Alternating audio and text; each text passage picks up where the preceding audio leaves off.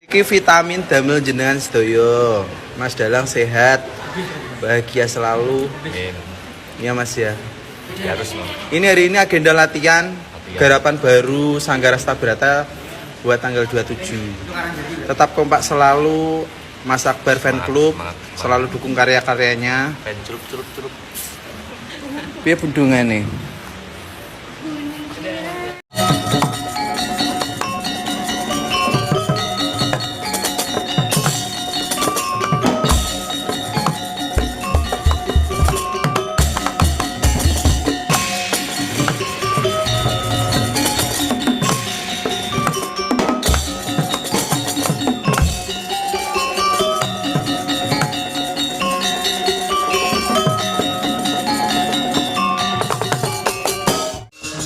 Leng-lenging driya mangu mangun kung kanduhan rimang lir lena tanpa kahanen ing lir lena tanpa kanin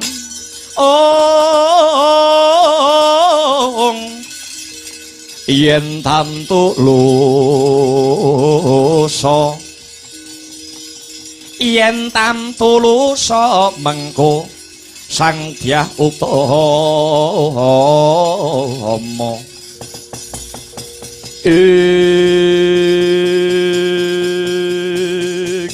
toblas aku rumangsa bombong Arya Prabu rumangsa marem bareng keprungu ceritamu saya-saya bareng krungu kabare Sika Krasana mula ingkang mangkono wruhanira ki besok sak surute Kaka Prabu ing Mandura sak surute Kaka Prabu Basudewa ingkang bakal sinengkakake aluhur dadi pengayom ana ing negara Mandura ora ana liya ya kuwi kejaba Sika Krasana. Mula aku kepengin weruh ki. Arya Prabu kepengin weruh. Ibarat emas aku kepengin weruh klelere, ibarat endhog aku kepengin weruh dadare. Carane aku kepengin neter kaprawirane Sika Krasana, aku kudu kepiye iki?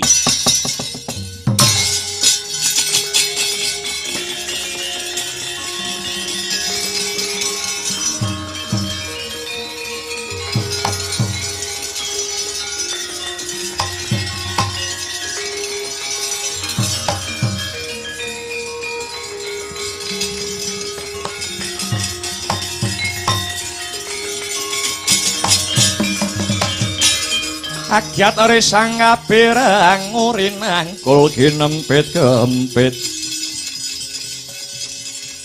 dosa ngretnaning bawana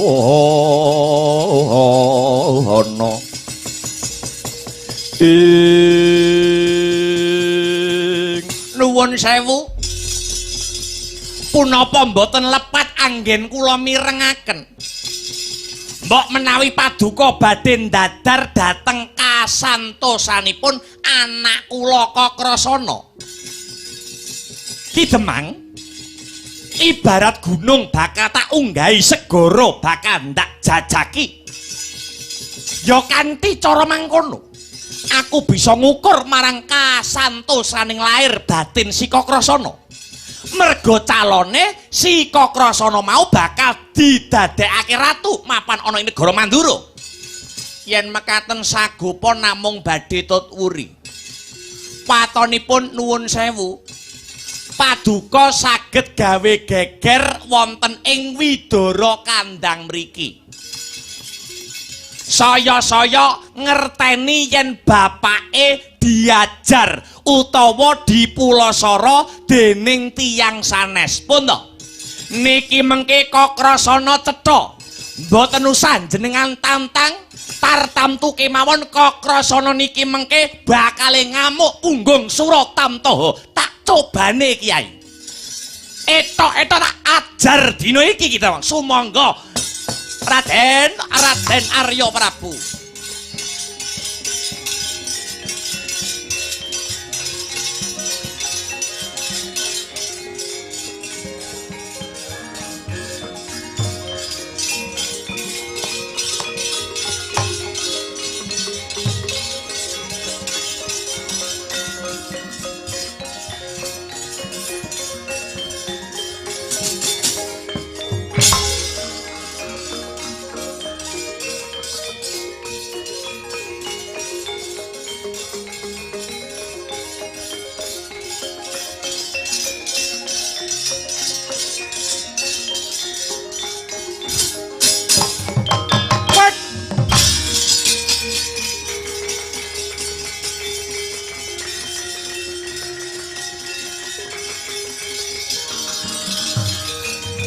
Aduh. Wah.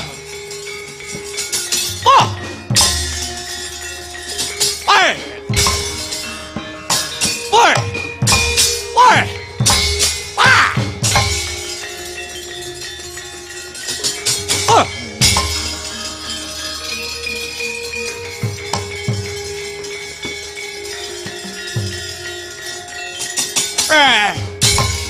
Mati dening aku. Oh.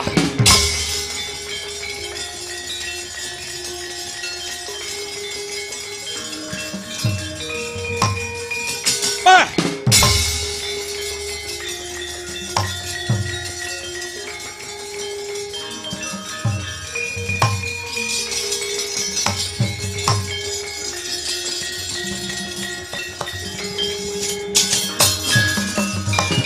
Aduh, mati tenan aku. Mati tenan aku dina iki. Kula nyuwun pangapunten. Kula nyuwun pangapunten Raden. Raden Arya Prabu. Njaluk ngapura apa? Ayo. Ing kene pidana kang bakal ndok tampa. Kowe dadi demang ora gelem manut kelawan aturaning negara, ora gelem manut kelawan pranataning negara Mandura. Kabukten Widara Kandang ora gelem masok pajek glondong pengareng-areng mapan ning negara Mandura. Ayo aja ta mung kowe maju sak cindil abang anak-anakmu kon maju rene. Well adalah metu tenan bocah e.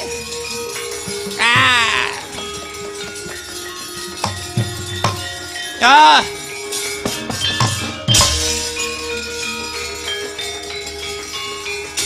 Boh.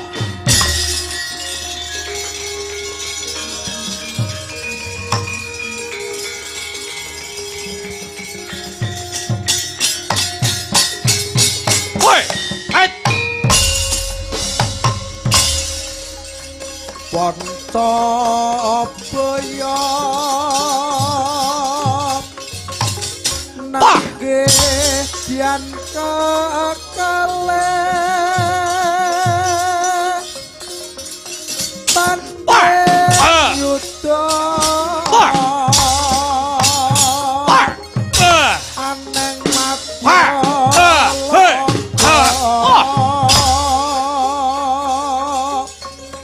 hangabarka sutirane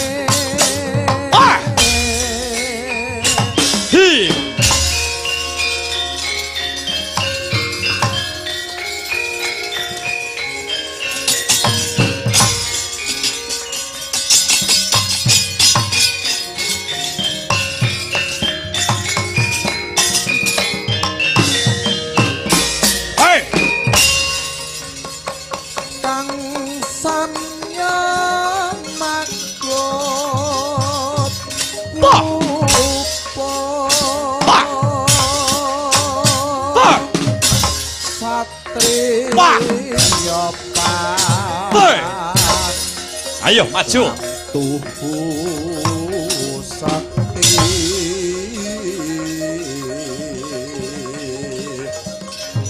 campo ing madya loka tanon kang unggul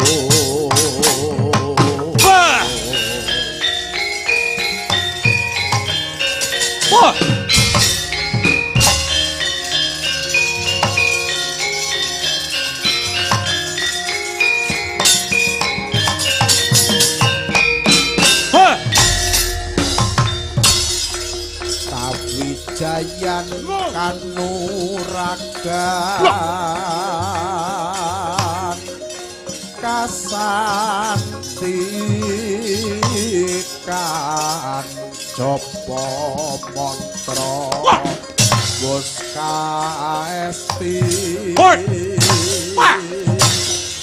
Prawira Jayeng Logo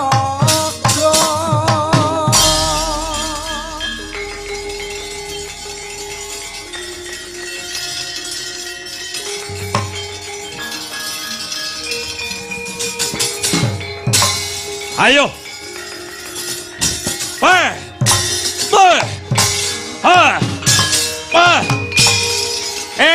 Wis kau krasana wis.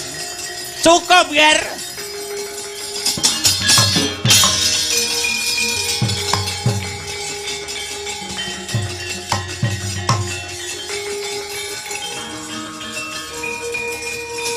Wah.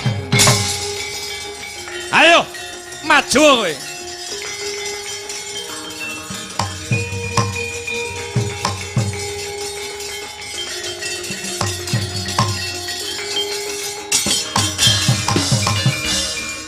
Menungso murang tata.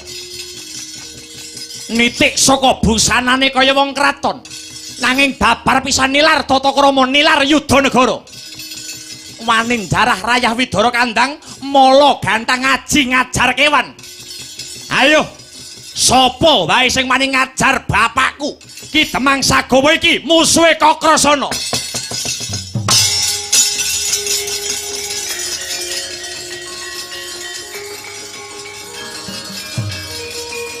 Wes, Kakrasana wes.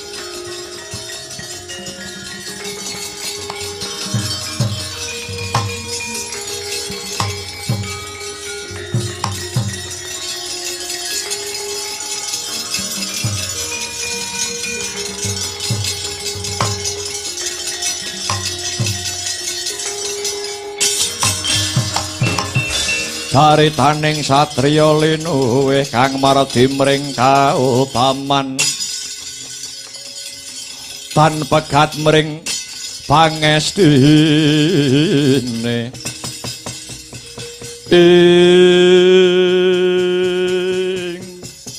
Wis leren Kakrasana leren. Aja mbok bacut-bacutke, aja mbok terus-teruske. Anggonmu ngajar wani. Aja mbok pisah. Aja mbok ndek bawa anggepe apa. Wanine nitik saka klambine sandangane kaya wong kraton. Nanging babar pisan nilaring kreh tata krama. Dudu pawongan Widara Kandang nanging wani sewiyah-wiyah sakarepe dhewe. Ya ora dadi boyo mengapa. Ning sabar luwih dhisik. Wonge wis ngalih wis aja mbok tututi, aja mbok oyak-oyak. Nadyan bapakmu iki wis diajar nganti paribasane aji ngajar kewan. Ning kejaba saka kuwi rasaku bungah le. Rasaku marem. Aku marem nyawang tandang kridamu. Aku marem nyawang tandang kridamu anggonmu peperangan ning tak jaluk kasektene Kakrasana kang gegirisi iki kudu ndok lambari kanthi kawicaksanan supaya tindak tandukmu ora kesusu grusa-grusu temahane kesluru dalan kang buntu ya Kakrasana. Karepe bapa kepiye? Iki mau sing ndok ajar sapa? Nitik saka klambine jarene penggede saka negara Mandura. Nitik saka klambine mau ana tulisane Arya Prabu. Enek tulisane. Ana apa? Ning dada sisih kiwa ana Arya Prabu. Maksudku ki Arya Prabu ki sapa ngono kowe ngerti ora? Arya Prabu kuwi kadang enome Ratu Mandura Prabu Basudewa. Iki mengko mesti nglandang carang saka pucuk, kriwikan dadi grojokan, gojekan dadi tangisan. Rawi-rawi bakal tak rantas, malang-malang bakal tak putung. Loh, ngosik to. Nek iki mengko Arya Prabu laporan sedulur tuane ya kuwi Prabu Basudewa Ratu Negara Mandura. Wekasan Prabu Basudewa perintah prajurit Mandura sing cacahe ewon kon ngepung Widara Kandang kon ngeroyok kowe. Jal nasibmu piye iki mau? Nasibmu iki mengko piye? Loh, dadi cekak cukupe aku bakal dikeroyok karo wong-wong Mandura. Wis genah kuwi. Kowe bakal dikeroyok kok krasana. Kok krasana dina iki bakal dikeroyok merga dilapori karo Arya Prabu sing wis ndok ajar kuwi mau. Arya Prabu laporan karo kakange Ratu Mandura Prabu Basudewa. Kok krasana mengko kelakon dirangket tanganmu, dipapanke ana alun-alun negara Mandura. Teman kowe bakal ditibani hukum gantung. Jajal saiki pikiran. Mongko kowe rong rabi lho. Hah? Kowe rong rabi kok mati apa ora eman-eman? Dur aku kudu piye iki? Kowe saiki gelem manut aku apa ora? Kowe saiki gelem manut aku apa ora? Ya, aku manut Bapa Sagopa. Nah, nek kowe manut aku slamet. Kowe dina iki munggah. Munggah Gunung Mburi kuwi sing jenenge Gunung Jaladara. Gunung Jaladara. Aku kon munggah ana ing Gunung Jaladara. Heeh. Gunung Jaladara lho, dudu Gunung Kemukus. Iya. Ndelik ning kono. Ndelik ning kono ngiras-ngirus nindake semedi maladiening nyedake rasa marang purbaning Gusti ingkang Maha Nasa. Ya. Nek ngono aku tak ndelik ning kono ben ora dikeroyok karo wong Mandura ya Bapak. Heeh, ndelik ning kono. Aku tak pamit Ibu Sagopi, tak munggah dina iki mapan ana ing Gunung Jaladara. Ora ketang sethithik aku tak sangu sega saka Widara Kandang kene, tak nggo sangu anggonku ndelik mapan ana ing Gunung Jaladara ya Bapak. Piye ta kowe iki? Wong ndelik kok sangu sega iki. Nek sega mbok gawa ning Gunung Jaladara, kowe engko ndelik ning kono, kowe engko mangan ning kono. Ora wurunga kowe nek mangan mesti kecap lambemu. Nek kecap lambemu konangan karo prajurit Mandura, kowe engko dicekel dirangkat tanganmu papan kene alun-alun Mandura gantung piye kowe? Ora entuk nggawa mangan, ora entuk. Nek ora entuk nggawa mangan ora ketang sak botol rong botol tak nggawa ngombe ya Bapak. Tak nggo sangu ndelik ana Gunung Jaladara. Ndelik nggawa ngombe piye? Hah? Kowe engko nek ngombemu kakean ora wurunga, kowe engko glegeken. Nek kowe engko glegeken konangan karo prajurit Mandura, cekel tanganmu, rangket sikilmu, dipapan kene alun-alun Mandura, gantung piye kowe? Mangan ra entuk. Ngombe ora entuk. Umpama aku nggawa rokok. Ndelik kok nggawa rokok. Kowe engko nek ndelik nggawa rokok kedal kedul kelukmu konangan karo prajurit Mandura dirangket tanganmu serimpung sikilmu papan karo Mandura dihukum gantung kowe engko. Apa-apa kok ora entuk. Mosok rokoke ndak entuk. Ndak entuk. Ndelik kok nggawa rokok. Karepku tak nggo mut-mutan lho Bapak. Mut-mutan raimu kuwi. Ora entuk. Ndelik ana ing Gunung Jaladara niyatana prihatin, niyatana tirakat. Ora entuk gawa mangan, ora entuk gawa ngombe, ora entuk gawa rokok. Niyatana tirakat, niyatana prihatin. Sambata karo Gusti kang murbeng dumadi. Niyatana nyiksa raga memulya jiwa. Arep ben ketrima sing dadi uripe Kakrasana, uripmu besok tansah jinangkung dening Purbaning Dat ingkang murengdat.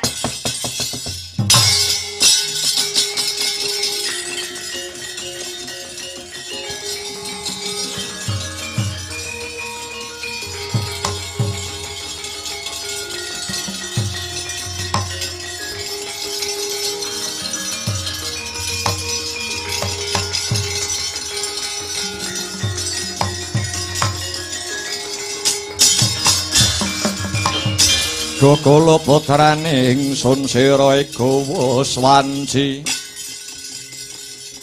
pisah lan jenenging wang iwa gulineng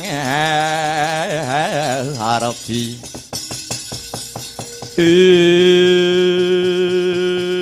wah iya apa ya Yen pancen kaya mangkono, yen ngono aku bakal njaluk pamit. Kakrasana dina iki bakal munggah ana ing Gunung Jaladara. Munggah ana ing Gunung Jaladara muga-muga saka donga lan pangestune Bapa Sagopa bisa anyembuh marang kasantosan lahir kang sarta batinku ya Bapa. Pangestuku gumraja kaya banyu sluduk. Muga-muga Kakrasana Sembada ingkang jinangka Rahayu ingkang tinemu Basuki kang kaesti lan tansah arum-arum kang dadi lakumu Kakrasana. Arum gurat wangi merah banjaran sari. Arum gurat wangi merah banjaran sari. Arum gurat wangi merah banjaran sari.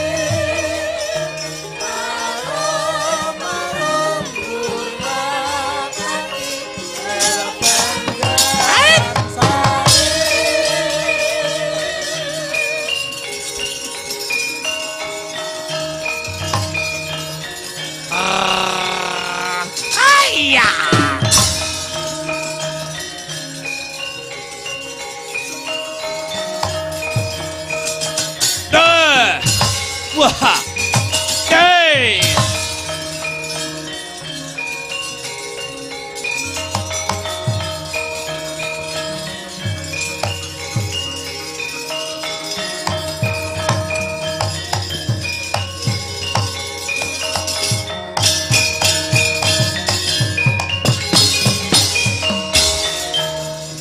Putra Pandhawa tata gati wisaya Ngendriyaksa Sara Maruta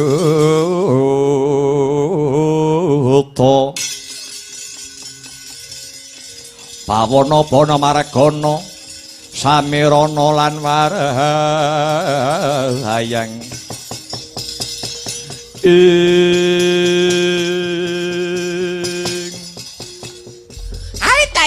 Tai. Apa kowe bener sing jenenge Temang Sagopa kuwi kowe? Inggih lakar kasinggihan. Ngaturaken kasugengan sak rawuhipun wonten Widara Kandang. Ya. Diwanohake dikenalake. Iki andan saka Kadipaten Sengkapura. Kekasate Ratu Gustiku Dipati Baswara Kangsa. Jenengku Kala Praceka. Jenengku Kala Pragalba. Janur Gunung Kadingaren. Kok rawuh wonten sudung kula mriki sumurupa. Aku tekan kene mung bakal goleki pawongan telu.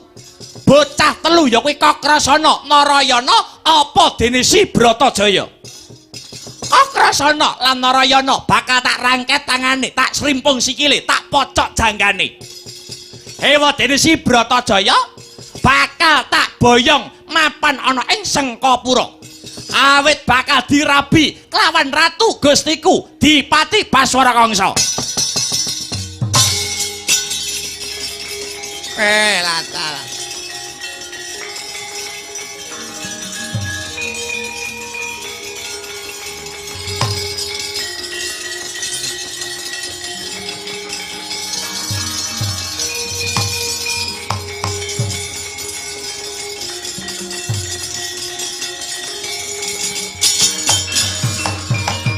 Ya jagat, ya dewa, ya Bathara. Nyuwun pangapunten. Kula mboten mangertos papan dunungipun bocah 3 kala mau. Awit kula inggih dereng sumerap kalian bocah cacah 3 kala wau ingkang paduka sebataken. Iki Demang, kowe aja kandha sing kaya mangkono. Kabar wis sumebar, pawarta wis warata. Kalamun bocah telu kuwi mau mapane ana ing Widara Kandang kene, ya kuwi Kakrasana, Narayana lan Si Bratajaya. Janji kowe nut nutup-nutupi lan ngayomi bocah telu kuwi mau.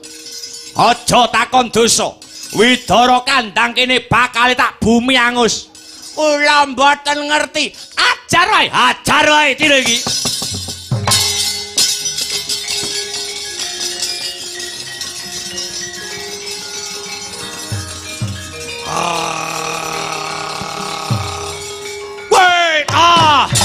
Ajar dina iki.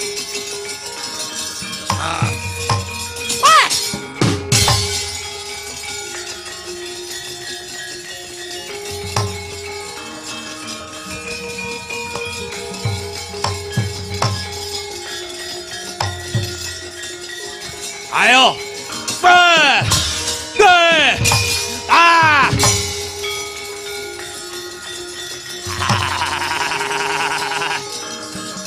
Ayo, mati aku.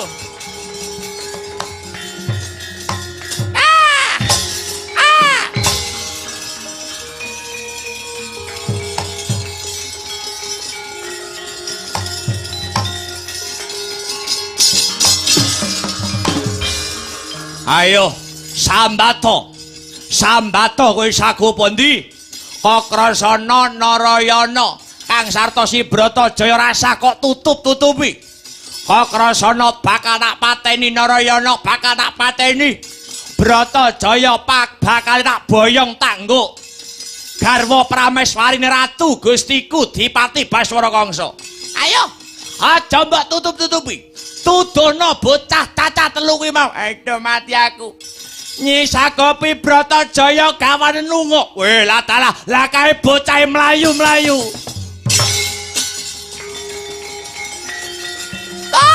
Adalah. Aduh, mlayu Nyi, mlayu.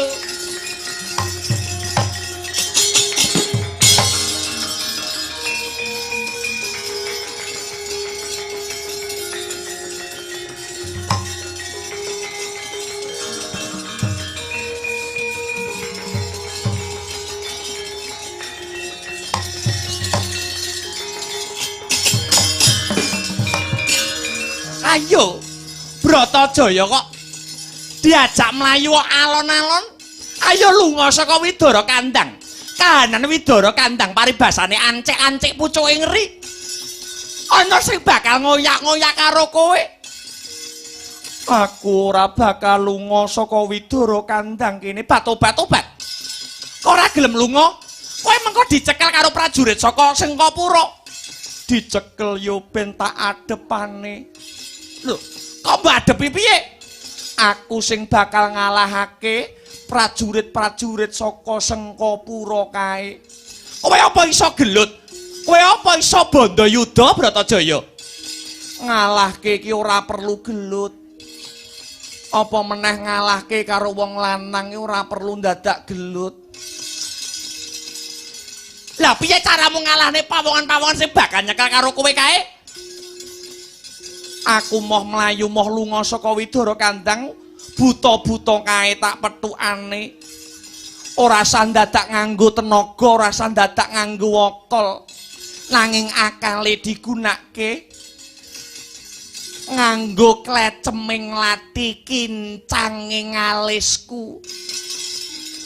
Mergo aku ngerteni sak sekti-sektine wong lanang kuwi kalahe karo wong wedok. Lho kok ngono iya?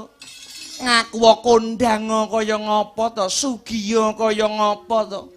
Nek diencepi wong wedok sing disenengi wong lanang iso goblok dadak. Tak luluhke buta-buta kae.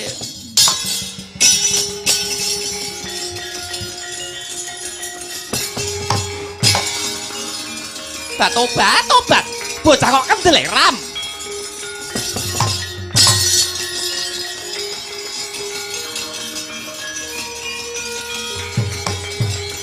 Ya iki bocah.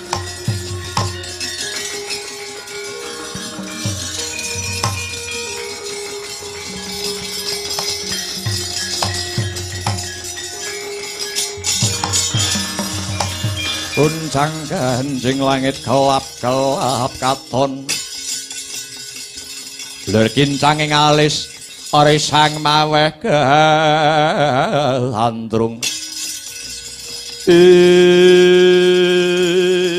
ayah apa bener iki sing jenenge Bratajaya sing pinter gawe rengu penggali Ratu Gustiku Dipati Baswara Kangsa.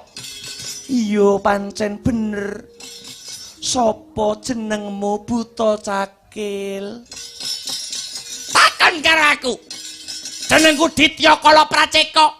Manut kowe tak boyong mapan ana Sengkapura krana kowe bakal kagarwa dening Ratu Gustiku Dipati Baswara Kangsa. Matek ajiku jaran goyang sun goyang ana ing tengah latar cemetiku sada lanang sun sabetake gunung jugruk segara asat tak sabetake jabang bayine Buta Cakil teka kedep teka kerep teka kedep teka kerep welas asih awit saka keparenging pangeran esek cetet esek cetet Buta Cakil upama aku oleh milih timbang aku dirabi karo Kangsa luwih becik kok aku luwung dirabi karo Buta Cakil. Masak sih? Masak? Izo mergo aku gemes karo kowe lambemu iso pating cringih kaya tukang slentem.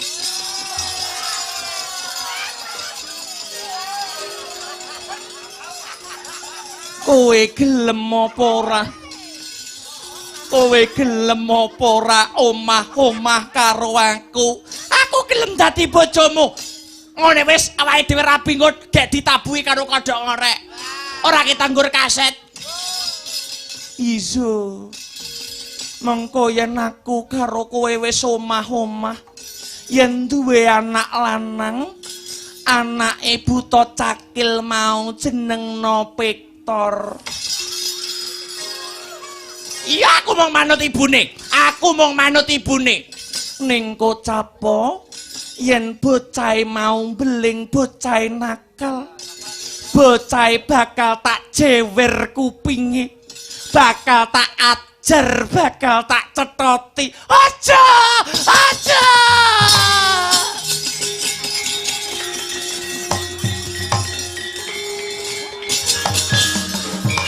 Wala Victor, Victor. Kowe aja nakal yo nang. Kowe kok dicetoti ibumu. Kowe kok dicewer karo ibumu. Walah Victor, Victor.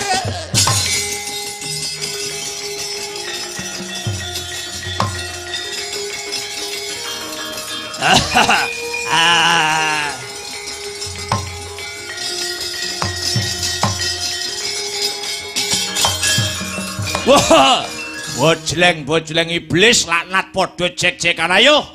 Bratajaya manuta karo aku Ditya Kala Pragalba. Kowe bakal tak pondhong kinarya jatuh kramane Ratu Gustiku Dipati Baswara Kangsa. Manuta. Matek ajiku jaran goyang. Sun goyang ana ing tengah latar cemetiku sada lanang. Sun sabetake gunung jugruk segara asat. Ndak sabetake jabang bayine buta gundul. Teka kedep teka kerep. Teka kedep teka kerep welas asih awit saka keparenging pangeran. Esek cetret. Esek cetret. Buta apa? Aku pomoleh milih timbang aku dirabi karo Prabu Kangsa luwih becik kok aku luwung dirabi karo kowe. Nadyan wujudmu barongan nanging aku percaya lamun kowe duweni kasetyan kang linuwih karo wong wedok Kowe gelem apa ora dadi bojoku? Yen gelem ya syukur, yen ora gelem ya ora apa-apa. Lah gini ya ta. Wah wis blawur sing dadi mripatku kok ndak gelem karo kowe. Ning welingku siji ya. Yen kowe karo aku wis urip bebrayan. Besok nek nganti duwe anak wedok jeneng Mbawuk. Yen nganti besok gede Mbawuk bocah nakal. Anak kuwi mau bakal tak pecuti. Aja. Aja.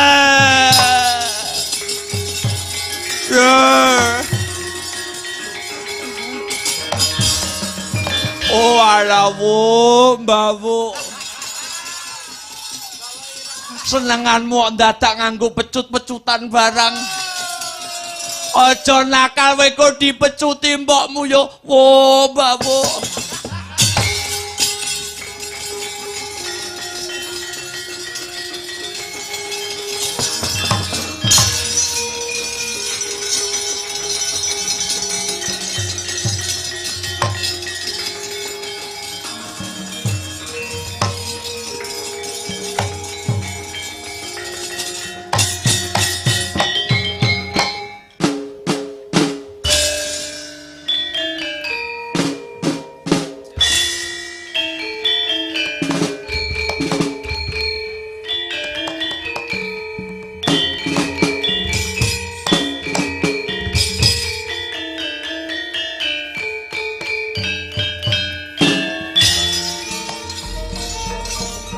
Minyak langan ning kalang-wang agar pandamuncak Imran derkakona soram-soram petan padang asor lan pajari Purnami Ayo mlayu Bratajaya.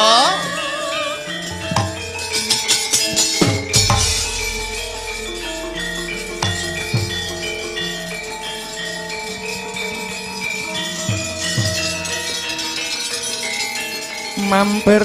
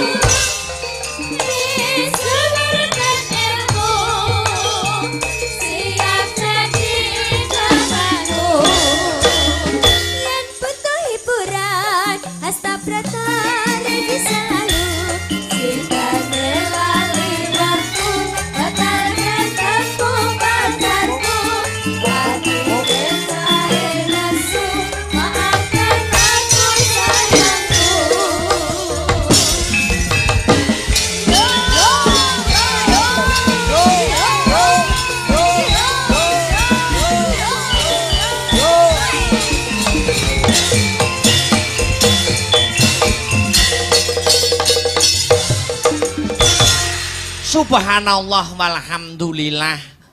Wala ilaha illallah wallahu akbar.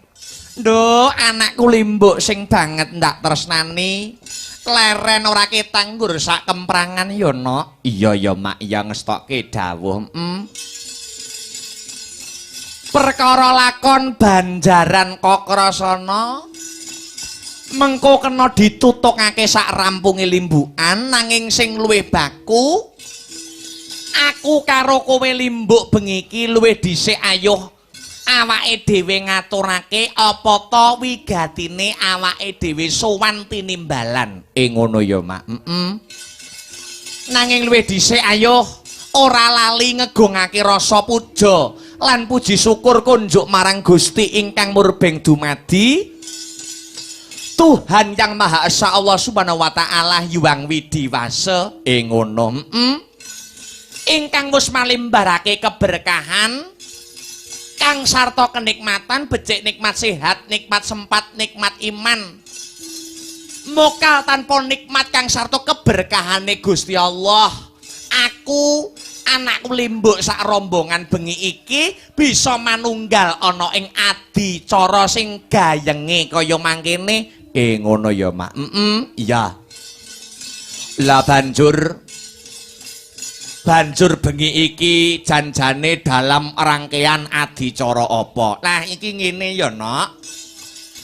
Adicara bengi iki ya kuwi acarane tidak lain dan tidak bukan ya kuwi tasyakuran ulang tahun. Oh ngono. Ulang tahune CV Deta Besi Indo Prima. Oh ngono. CV Deta Besi Indo Prima. Keberapa, Mak? Ke-12 tahun, no. Oh ngono.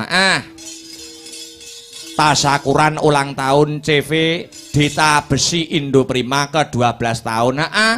Iki bidang usahane ya kuwi dagang besi, no. Oh ngono. Lan sak liya sak panunggalane ngono.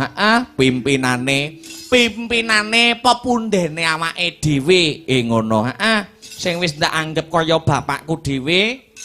Nuwun inggih menika ingkang winengku kinurmatan pepundhen kula Bapak Tandur. Oh ngono. Mula jenenge CV Deta. Deta ki Mak De Tandur ngono lho. Wo. Ngono. Singkatane ngono. Iya Mak, iya ngestokke dawuh. Uga ana ing CV Deta Besi Indo Prima kene, duweni manajemen, ya kuwi CV-ne Mas Wiwit Eko Purwanto, putrane Pak De Tandur. Iya ngestokke dawuh. Wah, luar biasa awake dhewe. Bengi iki wis kasembadan sowan sak kanca komplit, mula wis sak majipe, wis sak pase, wis sak trepe nduk. Awake dhewe, sak rombongan ngaturake panuwun ingkang tanpa pepindhan terima kasih yang sangat banyak. Iya, Kunjuk nuwun inggih menika keluarga besar Pak De Tandur sak Gutrah. Oh ngono ya, Mak. Uga ngaturake panuwun kanggo Mas Wiwit Eko Purwanto. Mas Eko, iya.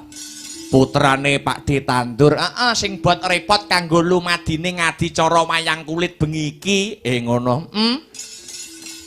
Sumrambahe keluarga besare Pak De Tandur sing ora bisa ndak sebutake siji mbaka siji, awake dhewe ngaturake panuwun. Oh ngono. Dene wis paring kapercayan kang gedhe kanggo awake dhewe sak kanca sanggar seni Astabrata bengi iki ketiban sampur kinen paring nelipur gelar kelir gantung gong mayang kulit kaya pahargyan bengi iki no. Weh ngono Mak. Apa meneh Pak De Tandur kuwi nek karo wayang kulit ki minded banget. Wah, ora nggur penonton wayang kuwi pengamat wayang kok no. Oh ngono. Pak Tandur kuwi wis pengamat wayang sutresna budaya minded banget, fanatik banget nek karo wayang kulit. Oh ngono. ora kepara sepisan iki nggur nanggap awake dhewe. Ning sadurung-sadurunge ya wis nate nggelar wayang kulit kaya bengi iki. Ngono. Mula bengi iki sing dijaluk lakone Banjaran Kokrasana. Oh ngono. Serial Banjaran. Wiwit saka lakon Kangsa Adu Jago. Terus mengko ditutukake lakon Kokrasana Ratu. Oh Kokrasana Ratu. Dadi ratu ning negara Mandura Prabu Baladewa. Oh ngono rong lakon dadekke sewengi. Rong lakon dadekke sewengi. Wong ya jernyatane adicara HUT CV Deta Besi Indo Prima iki janjane nggur nyenengke karo Pak D Tandur ana. Iya, wong aku krungu kabar, Mak D Tandur nganti jebol pager nggur ben iso mirsani wayang. Iya. Tenan. Ya. Luar biasa nganti kaya ngono, disembadani kaya ngono. Nganti disumbutke kaya ngono no. Iya. Awake dhewe nek karo keluarga CV Deta Besi Indo Prima. Senadyan wayangane lagi pisan jiki maksude awake dhewe lagi pisan iki sowan ning Pak D Tandur. Ning awake dhewe kaya dudu wong liya no. Oh ngono karo CV Deta Besi Indo Prima. Biyen ki nggonku Jalan Mastrip, gubuke awake dhewe mbangun sanggar, bangun sanggar Astabrata. Kuwi ya bahan bangunane ya kok Pak D Tandur kene. Oh ngono Mak. Iya, ya ngestokke dawuh. Mula iki jane upama aku bengi iki wayangan ora dibayar, nggur dibayar karo wesi no trima no aku. Iya, ning wis kadung lunas kok. Iya. Iya Mak ya ora dadi boyo pengopo. Luar biasa. Iya, jernyatane bengi iki apa meneh disumbutke ya kuwi disiarkan langsung no live streaming YouTube awake dhewe kaya adat saben ya kuwi channel YouTube Astabrata Media. Ora mung channel YouTube awake dhewe, ning sing nyiarke uga akeh dari kanca-kanca dulur-dulur YouTuber yang lain. Oh ngono ya Mak. Melu siaran langsung live streaming YouTube. Bebas kok no, bebas. Live streaming. Malah aku ki tau ngerti no. Salah satu channel YouTube. Wi nek live streaming ki nggo HP. Ora nggawa kamera gede, tek suarane ya ora dilebokke ning sound system. Dadi suarane murni HP. Kuwi sing delok ki ngungkuli channelku dhewe ana malah. Ngono. My name is Awan kuwi lho. Nah yo, kuwi akeh ram sing nonton. Iya, YouTube awake dhewe nganti kalah akeh karo kuwi. Kamong nggo HP. Kuwi suarane ora dihubungke sound. Ini awake dhewe arep nggawa kamera pirang-pirang ya ora dadi boyo pengopo ngono iki jenenge manfaat kanggo wong liya. Manfaat nggo wong liya. Mergo kadang kala ana pihak-pihak dalang sanese niku ana sing mempunyai kebijakan nek wayangan ora entuk live streaming YouTube kejaba mung channele dhewe. Oh ya, ning awake dhewe bebas. Oh bebas. Ya. Iya Mak ya ngestokke dawuh. Diniati akeh sedulur. Ya ngestokke dawuh. Sing baku ndongake. Sing baku ndongake kanggo keluarga besar. Pak Tandur, sakutrah keluarga besare, sumrambahe awake dhewe uga ndongake marang usahane Bapak Tandur nun inggih punika CV Deta Besi Indo Prima. Kang sarta CV-ne Mas Eko. Ya kuwi CV-ne Mas Wiwit Eko Purwanto.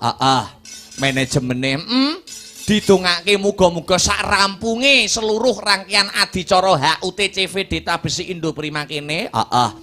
Apa kang dadi gegayuane Pak D Tandur sagutrah sekeluarga besar? bisa sembodo ingkang jinangka rahayu ingkang tinemu Basuki ingkang kaesti keluarga besare Pakde tandur pinaringan rejeki ingkang kathah melimpah kebak barokah satemah keluargane pinaringan kamulyan karaharjan adoha saka beka kang sarta sengkala amin amin amin Allahumma amin amin amin ya robbal alamin jebul kae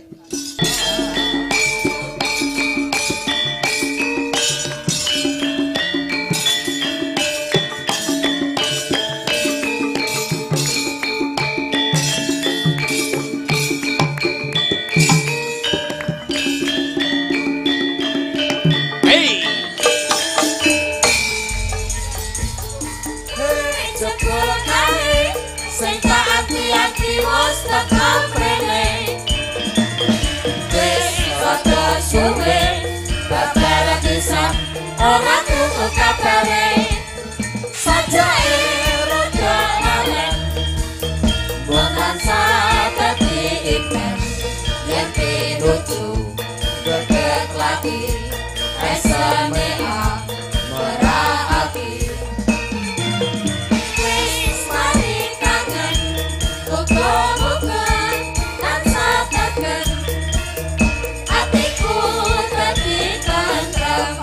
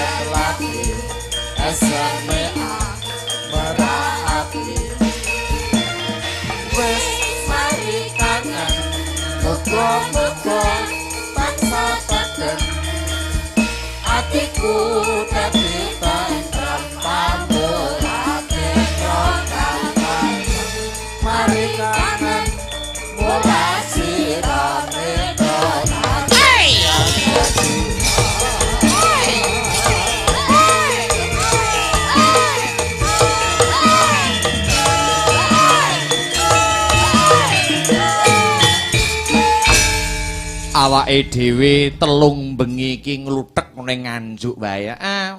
Diwiwiti saka wingi, wingi ning Baron, ya karo Mbak Elisa wingi bengi no, terus bengi iki ya Mbak Elisa meneh, terus sesuk ning Laladan Setren no, oh ngono, sesuk lakone sesuk apik Banjaran Gondomono, oh ngono, monggo kanca-kanca bakul, sing arepe ikut mengais rejeki sesuk merapat ana ing Setren Rejo Banjaran Gondomono ya lagi pisan sesuk kuwi no aku nglakokne Banjaran Gondomono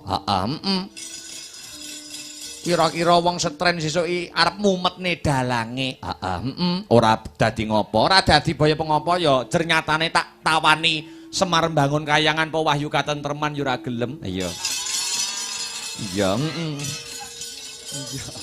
Iya, ora dadi baya pengapa. Sesuk ning Setren. Iya ngestokke dawuh. Lah bar kuwi libur rada suwe no. Iya. Prae 5 dina, 5 bengi. Oke diwiwiti meneh ning Jombang. Laladan Jombang. Luar biasa pahargyan ana ing bengi iki. Ya kuwi keluarga besar CV Dita Besi Indoprima kang wis sembodo ya kuwi ke-12 tahun. Pancen bener kaya mangkono. Wiwit sore keluarga besare Pak D Tandur anggone nyugata kanca-kanca. Ibarate wong liya dirangkul kaya sedulure dhewe. Suguh gupuh lungguh aruh ora nguci wani. Alhamdulillah, mbah syukurillah tambah dulur tambah rezeki nak. Eling-eling tembunge agama wis ngandharake sok sapa sing seneng jembarake tali silaturahmi ngraketake tali persaudaraan fa insyaallah bakal dijembarke rezekine kang sarta didawake sing dadi umure amin ya rabbal alamin pancen sing disesuwun kaya mangkono sik iki menyelam sambil minum air ana layang sing tumiba ana ing pangkon diwaca luwih dhisik sadurunge ngaturi para bintang tamu ngono iya ana iki assalamualaikum warahmatullahi wabarakatuh sugeng dalu saking keluarga besar Graha Londre wah ya wah Londre mengucapkan selamat hari ulang tahun kepada CV Dita Besi Indoprima DBI. Semoga lancar dan jaya selalu beserta cabang DBI di Taroan, Warujayeng, Rejoso, Tanjung Rejo dan Keramat. Ngono. Mengucapkan selamat atas Khitan Cucunda Raka Altafahri Dewanto putra dari Bopo Eko Wiwit. Semoga menjadi anak yang soleh. Amin. Terima kasih atas kepercayaannya saking Sanggar Astabrata untuk menyiapkan seragam kru pengerawit selama ini. Wo iki laundry sing kuwi ngumbahi lambine cacah. Ganjinge telo. Salam santun kepada semua customer Graha Laundry. Nek pengen resik pikiranmu, laundrykno ning ngono. Mila tak promosekke Pak sapa iki? Pak Widi Nugroho. Nggonmu laundry, ini seragam Astabrata niki nek bar kanggo ngumbahi teng mriki. Graha Laundry. Request laguipun Mas Dalang Tombo Kangen versi Gedruk kagem keluarga besar Koramil Ceret yang sudah berkenan hadir. Salam hormat keluarga besar Graha Laundry. Wayam ana meneh iki. Pengen disapa di panggung. Mbah sapa guys? Simtro apa sapa iki? Simtro. Simtro. Yus kuwi lah. Mas Akbar kula nyuwun duet kalian Mbak Elisa. Request dari tuan rumah tenan pura gitu. Oh, ya Mbah Simtro nggih, Simtro nggih. Oh, Simbro. Iya, ya matur nuwun. Ya nak, gliak-gliak waton kecandak sareh-sareh waton pikoleh gremet-gremet watone slamet. Awake dhewe sowan ora ijen. Ana Mbak Yune awake dhewe saka Yogya, Kang Sarto, Kang Mase dhewe saka Bojonegoro. Sapa? Mas Komet dan Mas Dodok. Ngono ya, Mak.